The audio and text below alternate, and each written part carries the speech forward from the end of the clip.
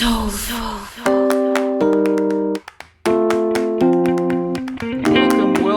This is Mr.Business, and today we have another exciting episode of business with actual content, which is great.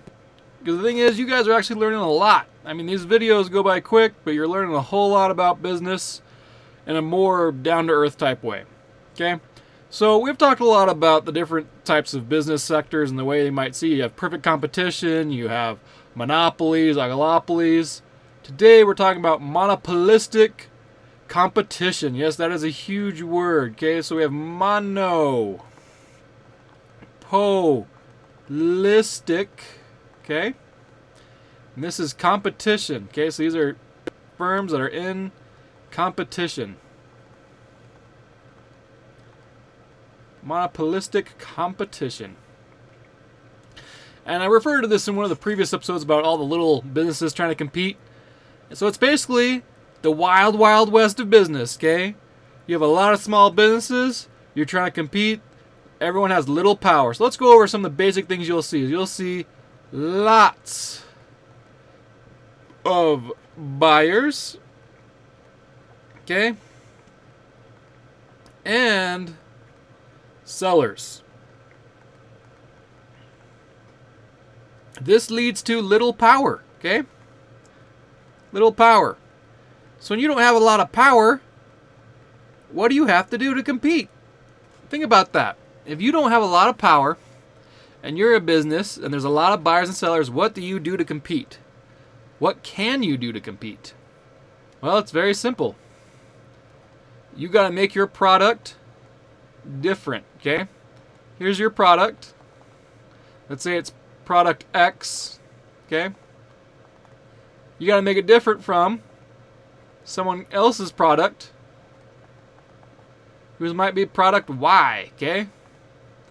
What's the difference? Right now, there's no difference. They're just letters, okay?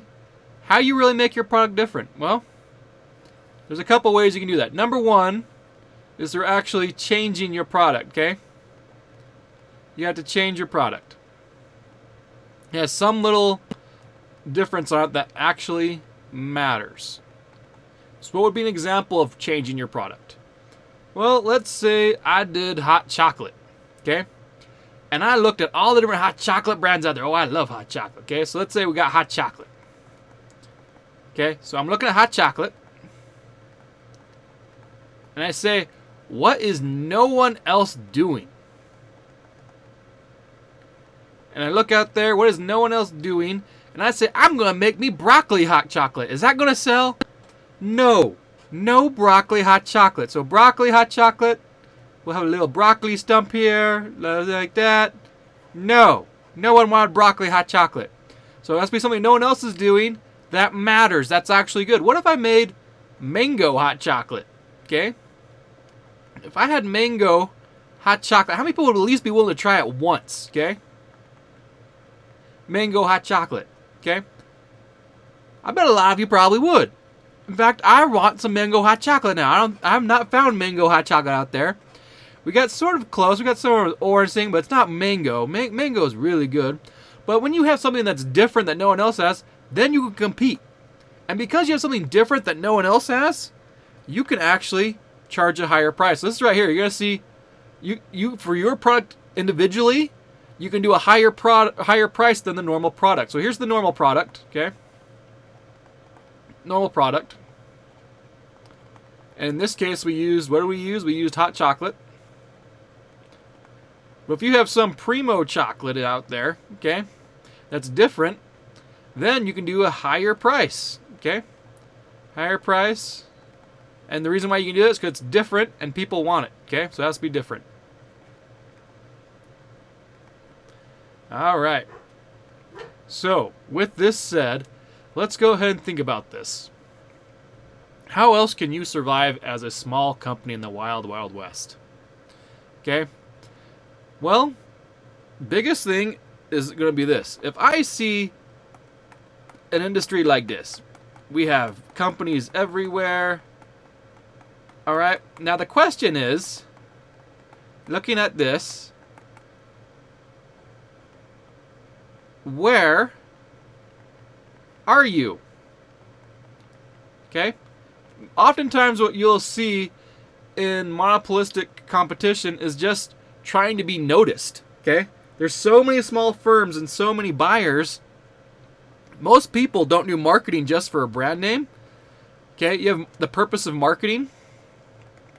Branding's important, but number one on the list actually in this market is that you exist. People actually need to know you have a product, okay? Let's say I had this mango hot chocolate I was talking about earlier. It is great. It tastes great. I got the mango hot chocolate. But if no one knows it even exists, I'm going to have a hard time doing business, okay? So number one is to exist, and then number two, then I'm doing my branding, okay? And the thing that you'll see is like other companies or that are in different areas that are no longer in monopolistic competition, say their markets changed to an oligopoly or monopoly. Are you worrying about existence at that point? No. But if you're in monopolistic competition where everyone's small and there's a lot of buyers and a lot of sellers, you just want to exist. And then after that, then you're looking at branding. Okay? And that's really what it comes down to. Okay? You have to create a product that's different. Because it's different, you can charge more. Okay? And your marketing is so that you exist, and then branding. And then the other question is, then what happens? How else can you survive in monopolistic competition? Simple. If I'm here, and let's go back to the scatter plot of all these companies in this sector, and they all look about the same. It's hard to tell anyone apart. And you saw this in one other video. If I want to really stand out in monopolistic competition, simple. I start grouping up with some companies.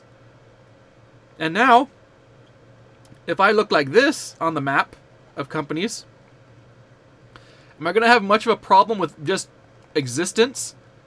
No, people are going to know I exist, and then I can focus more on branding, okay? And what you'll see is this is sort of the natural trend of all businesses, okay? Because there's a lot of power to be made when you unite with other small companies when it makes sense, okay? Then other people down here are going to start uniting.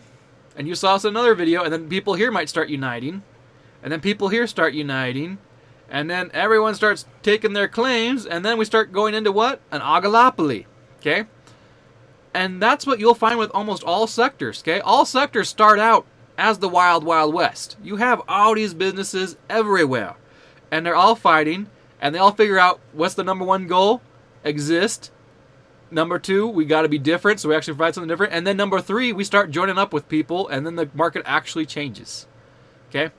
Now, with a monopolistic thing, or sorry, I shouldn't say thing, a monopolistic sector, we're going to have a lot of inefficiency. Okay? Why would there be a lot of inefficiency in a monopolistic sector? Okay? So we have a lot of businesses and a lot of buyers and sellers. What would be the inefficiency? Okay? The inefficiency comes from a fancy word called economy. Okay? Economy of scale. Okay? If everyone is producing small amounts of things and it's costly to do so, we're not being very efficient. Okay? If we all have small amounts of production. But if we have larger production where we're able to optimize production because we have a large amount of it and we're able to optimize it, then we start achieving economies of scale. And until you reach economies of scale, you're considered pretty inefficient, okay? And so let me give you an example here, okay? Let's say I'm going down the street and I see these businesses, okay? And you got your little boutique businesses, you got your fancy ice cream places, okay? We'll give them little doors like this. There we go. All right, so we got our little shopping district right here, okay? And what you'll find, if something's small, okay? Small and fancy, and that's another word for being different, what's going to happen to the price? They're going to go up or go down? Price is going to go up, okay?